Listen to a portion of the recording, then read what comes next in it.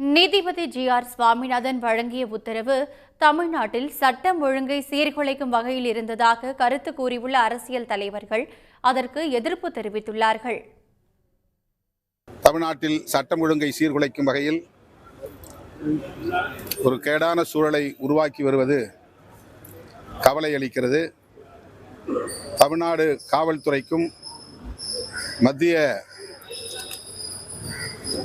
காவல் படையினருக்கும் இடையில் ஒரு மோதலை உண்டு பண்ணக்கூடிய வகையில்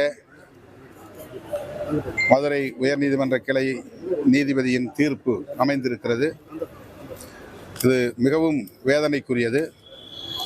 அவர் அந்த பதவியிலே தொடர்வதற்கு நீடிப்பதற்கு தகுதியுள்ளவர்தானா என்கிற கேள்வி எழுகிறது. பாதுகாப்பு படை வீரர்களையும் தமிழ்நாடு காவல்துறையினரையும் நேருக்கு நேர் மோதலை ஏற்படுத்தக்கூடிய ஒரு காரியத்திற்கு நீதிபதியே உடந்தையாக இருக்கிறார், உத்தரவை போடுகிறார். இரண்டுமே இது தமிழ்நாடு இரண்டாவது சட்டம் ஒழுங்கு பிரச்சனை என்பது மாநில அரசாங்கத்துடைய அதிகாரத்துக்கு உட்பட்டது. ஒருவேளை நீதிமன்ற உத்தரவை அமல்படுத்தவில்லை, அது நீதிமன்ற அவமதிப்புக்கு உட்பட்டது என்று சொன்னால் அரசு வழக்கறிஞரை அணைத்து நீதிபதி கேட்க வேண்டுமே தவிர அவரிடம் அவருடைய கண்டனத்தை தெரிவிக்கலாம், கருத்துக்களை தெரிவிக்கலாம், மறு உத்தரவுகளை பிறப்பிக்கலாம். இதற்கெல்லாம் நீதிபதிக்கு உரிமை இருக்கிறது.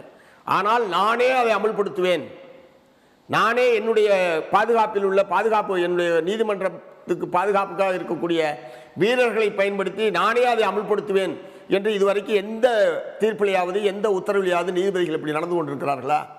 ஆகவே இது முழுக்க அவர் இப்போ உறுதிமொழி எடுத்துக்கொண்டு பதவியேற்றிருக்கிற அந்த நீதிபதி என்கிற அந்த பொறுப்புக்கு தகுந்தாற் போல் அவர் நடந்து கொள்ளவில்லை. உடனுக்குடன் செய்திகளை தெரிந்து கொள்ள சன் நியூஸ் பெல் ஐகானை கிளிக் பண்ணுங்க.